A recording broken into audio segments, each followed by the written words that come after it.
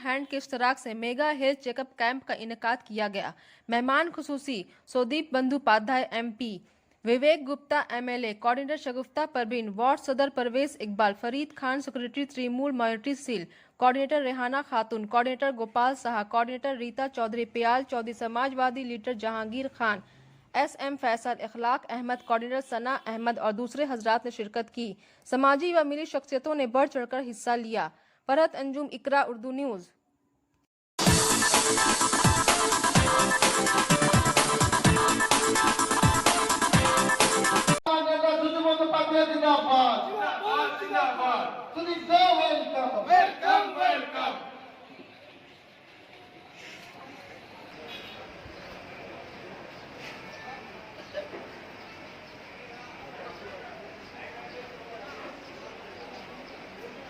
अभी अभी हमारे बीच उपस्थित हुए हैं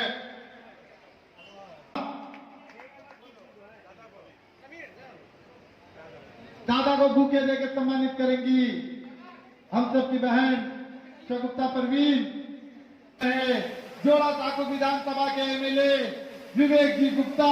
सुदीप बंदोपाध्याय जी का मुबारकबाद देता हूं और हमारे 5 नंबर वार्ड के काउंसिलर 1 नंबर बोर्ड के चेयरमैन तरुण साहब जी उपस्थित है यहाँ पर। मैं उन सभी को मुबारकबाद देता हूँ और आप लोग जो इस बरसात में भी हेल्थ चेकअप आप लोगों ने किया है ये बहुत बड़ी बात है। मैं आप तमाम लोगों को भी बहुत बहुत मुबारकबाद देता हूँ।